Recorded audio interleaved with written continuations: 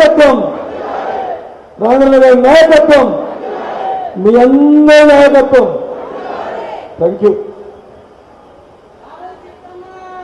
అవుతాం. ఈరోజు చాలా శుభదినం. కుత్బుల్లాపూర్ భారతీయ జనతా పార్టీ నాయకులకు చాలా గర్వించే దినం.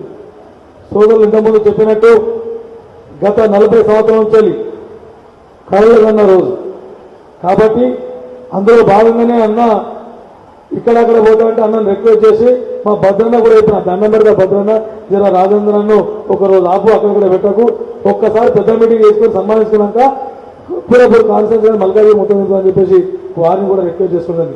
వారు కూడా ఎలక్షన్లో బాగా కష్టపడ్డారు. వెంకటేశ్వర రెడ్డి కూడా బాగా కష్టపడ్డారు. ఆ కార్యక్రమంలో అందులో భాగంగానే ఈరోజు కుత్బుల్లాపూర్ కాన్స్టిట్యూన్సీలో మన ప్రియతమ నేత తెలంగాణ ముద్దుబిడ్డ ఈటల రాజేంద్ర గారిని, మన ఎంపీ ఈటల రాజేంద్ర గారిని కాబోయే రాష్ట్ర అధ్యక్షుడు, ఈ తెలంగాణకు ఫ్యూచర్ నాయకుడు అని చెప్పేసి మీ అందరికీ తెలియజేస్తూ అటువంటి నాయకుడిని సన్మానించుకోవాలని చెప్పేసి ఈ రోజు కార్యక్రమం ఏర్పరుచుకొని వారిని ఆహ్వానించడం జరిగింది. ఈ యొక్క కార్యక్రమానికి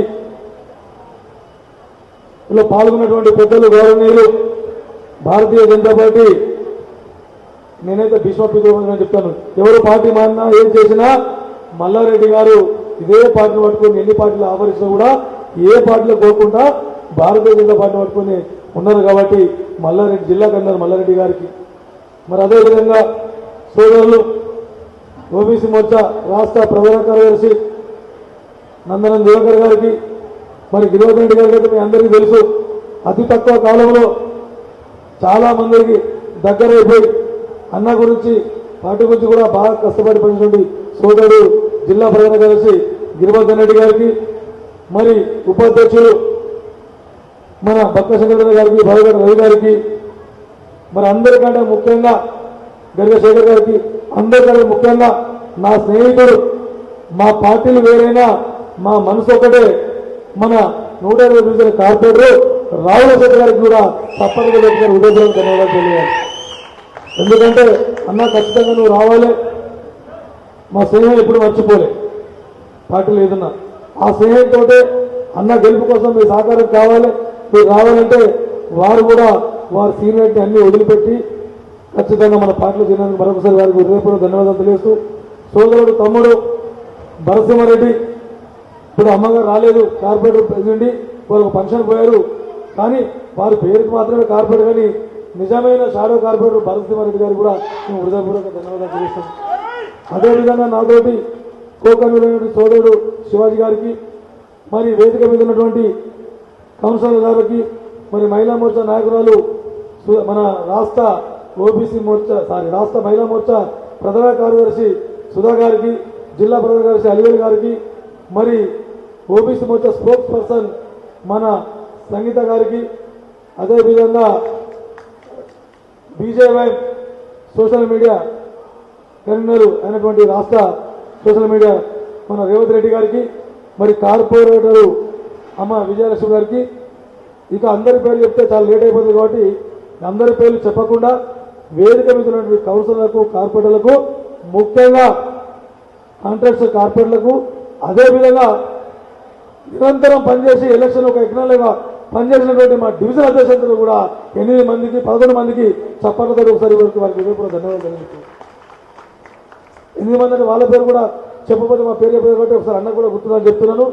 125 డివిజన్ సాయి నేత, 125 డివిజన్ పున్నారెడ్డి, 120 డివిజన్ మన పరశ వేణు, 128 సతీష్, 129 దుర్యోధన్ రావు, 130 శ్రీరాములు, 131 రాజేశ్వరరావు, 132 టైగర్ పులిపల్లి రామ్. మనిషి చిన్నట్టు కానీ పులి కాబట్టి వారికి కూడా ఉదయపూర్వక ధన్యవాదాలు తెలియజేస్తూ, మొన్నటి ఎలక్షన్లో ఎంఎస్ వాజ్ గారు కూడా కోంపల్లి అధ్యక్షుడు జనార్దన్ గారికి, మరి దుండిగల్ అధ్యక్షుడు మల్లేష్ యాదవ్ గారికి, మరి అదే విధంగా మన నిజాంపేట అధ్యక్షుడు ఆత్మ సతీష్ రానట్టుంది, మరి అక్కడ టీం కూడా హృదయపూర్వక ధన్యవాదాలు తెలియజేస్తూ, ఇక మాకు ఒక యజ్ఞం ఉండే భారతీయ జనతా పార్టీలో. నేను గతంలో 120 డివిజన్లో మా తమ్ముడు నిలబెట్టినప్పుడు నేను గెలుస్తున్నా అని చెప్పేసి ప్రతి ఒక్కరు బండి సంజయ్ గారు కూడా శేఖరన్న నువ్వు గెలుస్తున్నావు మీ ఇంటికి చాయకెప్పుడు రావాలని అడిగారు. కానీ మన దురదృష్టం అన్ని సర్వేలు అన్ని ఇట్లో 126 డివిజన్ గెలుస్తుందని కొంత పిచ్చలవిడి డబ్బులు పంచి పోలీసు బందోబస్తుతోటి పోలీసులతోటి ఇబ్బంది పెట్టి మనం కేవలం ఒక 200 ఓటుతో ఓడిపోయాం. ఆ రోజు నాది బరసివరెడ్డి ఇంకో 2-3 చింతల డివిజన్ గెలిచానటువంటి హోప్ ఉండే, కానీ ఆ రకంగా పోయింది. అప్పటి నుంచి భారతీయ జనతా పార్టీలో వెంటనే వచ్చినటువంటి నాయకులు కొంతమంది కాంగ్రెస్ పోయారు. నన్ను రమ్మన్నారు, నేను పోలేదు, పార్టీ కోసం ఉంటాను. ఇట్లా మాట్లాడకండి అయిపోయింది లాస్ట్ చూద్దాం. అయితే అప్పటి నుండి ఎంతోమంది పోయినా ఎంతమంది కూడా రమ్మంటే కూడా మోడీ గారి సిద్ధాంతం మరి అదేవిధంగా రాజేంద్రన్న గారు ఒక బీసీ ముద్దుబిడ్డ ఈ యొక్క భారతీయ జనతా పార్టీలోకి వచ్చాడు కాబట్టి వారి నాయకత్వంలో పనిచేయాలని చెప్పేసి ఎవరు చెప్పినా కూడా పార్టీ మారకుండా భారతీయ జనతా పార్టీలో గెలిపించుకోవాలనేటువంటి ఉద్దేశంతో ఈ పార్టీలో ఉన్నాం. ఎంపీ టికెట్ కావాలనుకున్నప్పుడు చాలా మంది వచ్చారు, మనసులో ఎక్కడో లబ్ధం రాజేంద్ర రావాలి. ఒక విషయం చెప్తే అన్న కూడా చెప్పలేదు, ఇక్కడ ఎవరికి కూడా చెప్పలేదు, మీరు నమ్ముతారు రాపలేదు. కానీ రాజేంద్ర అన్నకు టికెట్ కన్ఫర్మ్ అయినాడు, తెల్లవాళ్ళు నిద్ర వస్తుంది. ఆ ఆనందంతో ఆ సంతోషంతో రోజంతా మేలుగానే ఉన్నా. ఈ రోజు మీ అందరికీ చెప్తున్నా, అన్నగారికి చెప్పలేదు కాబట్టి ఎందుకు చెప్తున్నా రాజేంద్ర అన్న ఎప్పుడైతే ఇక్కడ క్యాండిడేట్గా ప్రకటించబడ్డాడో నేను కొంతమందిని అడిగాను, ఏమమ్మా టికెట్ ఎవరికి వస్తారు, మీరు కాంగ్రెస్ వాళ్ళు తెలుసా మీకంటే వాళ్ళు ఎవరో తెలియదు బిడ్డ, మరి బీఆర్ఎస్ తెలుసా వాళ్ళు అసలే తెలియదు, మరి రాజేంద్ర ఆయన మాకే తెలియదు బిడ్డ, కేసీఆర్ తర్వాత కేసీఆర్ కంటే కొట్లాడినా తెలంగాణ ఉద్యమకారుడు ఈటల రాజేంద్ర గారు అని చెప్పేసి 6 ఏళ్ల బాల నుంచి 60 ఏళ్ల అమ్మ వరకు కూడా గుర్తుపట్టి ఆయన గెలిపించుకుంటాం, ఆయన ప్రజల కోసం పనిచేసే నాయకుడు అని చెప్పేసి చాలా మంది అన్నారు. కాకపోతే కొంతమంది పార్టీకి నష్టం ఉండదు, ఇంకా 10 ఓట్లు ఎక్కువ పడితే కానీ మీరు చిత్తపడకండి రాండి అని చెప్పేసి అదే రోజు అన్ని డివిజన్లో తిప్పుకుంటూ పోతే ఒక కాడు అడిగిన రాజేంద్రన్న ఏంటో పరిస్థితి ఎట్లుందంటే, అరే మీరు చిత్తపడకుండా ఇంక 20 ఓట్లు ఎక్కువ పడితే పోని చెప్పారు. కాబట్టి ధైర్యంగా దేవుని నమ్ముకున్నాం, దేవుడు లాంటి కార్యకర్తలు నమ్ముకున్నాం, దేవుడు లాంటి ప్రజలు నమ్ముకొని మనం రాజేంద్ర గెలుపు కోసం ప్రతి ఒక్కరు కూడా ఇక్కడ ఉన్న మహిళా సోదరులు నాయకులు కార్యకర్తలు ఏకమై కసిగా పెద్ద నాయకుడు ఎవరు లేకపోయినా మేమే పెద్ద నాయకులము, మేమే నిజమైన కార్యకర్తలం భారతీయ జనతా పార్టీకి అని చెప్పేసి రాజేంద్రను గెలుపు కోసం 6 రోజులు కష్టపడినటువంటి ఇక్కడ బీజేపీ కుటుంబ సభ్యులందరూ కూడా శిరసు వంచి నేను నమస్కారం చేస్తున్నాను.